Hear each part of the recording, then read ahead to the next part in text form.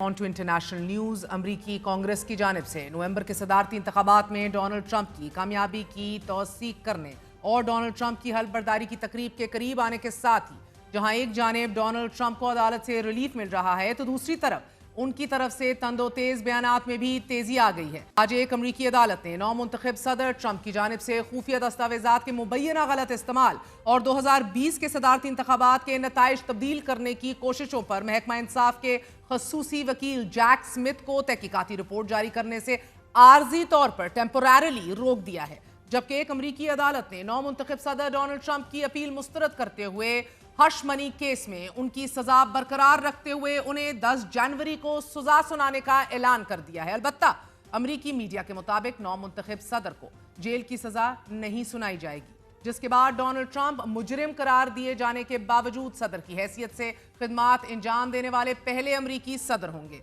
नाज़रीन, तहकीकाती रिपोर्ट जारी ना करने का हुक्म देते हुए डिस्ट्रिक्ट जज एलिन कैनन ने महकमा इंसाफ को हदायत जारी की हैं कि वो इस रिपोर्ट को उस वक्त तक जारी ना करें कि जब तक वफाकी अपील पर अदालत ट्रंप के 2 साबिक साथी मुद्दाए अलियान की दरख्वास्त पर फैसला ना सुना दे। एसोसिएटेड प्रेस ने ज़राए का हवाला देते हुए गुज़िश्ता रोज़ी ये कहा था कि महकमा इंसाफ इस बात का जायजा ले रही है कि नौमुंतखब सदर डोनाल्ड ट्रंप के खिलाफ वफाकी अदालतों में जारी 2 मुकदमात में कार्रवाई को किस तरह रोका जाए। ये दूसरा मुकदमा है कि जिससे मुतालिक डोनाल्ड ट्रंप को जज एलिन कैनन की तरफ से रिलीफ दिया गया है। इससे कबल जज एलिन कैनन ने डोनाल्ड ट्रंप पर गैर कानूनी तौर पर खुफिया दस्तावेजात रखने के इल्जाम पर मबनी मुकदमे का फैसला सुनाते हुए इस केस को बर्खास्त कर दिया था। और नाज़रीन, इसी तरह नवंबर के आखिरी हफ्ते में वाशिंगटन की डिस्ट्रिक्ट जज ने डोनाल्ड ट्रंप के खिलाफ 2020 के सदारती इलेक्शन में नताइज पलटने की कोशिशों के मुकदमे से डोनाल्ड ट्रंप को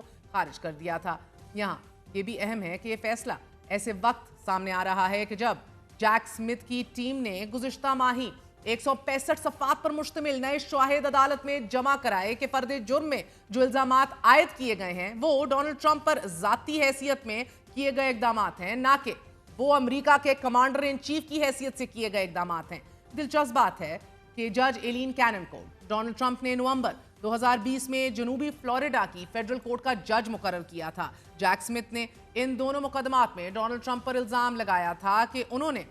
कैपिटल हिल पर होने वाली हंगामा आराई के दौरान सदारती इलेक्शन के नताइज को तब्दील करने की कोशिश की थी, जबकि उन्होंने फ्लोरिडा में मारालागू स्टेट में इंतहाई खुफिया दस्तावेजात अपने पास रखी थी और तफ्तीशी इदारे FBI की इन डॉक्यूमेंट्स की बरामदगी में रुकावटें डाली थी। डोनाल्ड ट्रंप वाजे कर चुके हैं कि वो सदर मुंतखब होने के फौरी बाद जैक स्मिथ को उनके ओहदे से हटा देंगे। साथ ही डोनाल्ड ट्रंप ये भी कह चुके हैं कि 6 जनवरी 2021 की हंगामा आराई में सजा पाने वाले तमाम अफराद मुहिबुल वतन हैं, पेट्रियट्स हैं और ओहदे का हल्फ उठाने के चंद घंटों के अंदर गिरफ्तार और सजा काटने वाले बहुत से अफराद को रिहा करने का इरादा भी रखते हैं। इसी तरह डोनाल्ड ट्रंप की तरफ से गुज़िश्ता रोज कनाडा को 51st रियासत बनाने की ख्वाहिश और कनाडा और अमेरिका के दरमियान सरहद को एक मसनूई लकीर करार देने के बाद अब यह बयान सामने आया है कि अगर जरूरत पड़ी तो ग्रीनलैंड और पैनामा कैनाल को कंट्रोल करने के लिए फौज का इस्तेमाल किया जाएगा। फौज के इस्तेमाल की बात एक ऐसे नौमुंतखब सदर की तरफ से आ रही है कि जो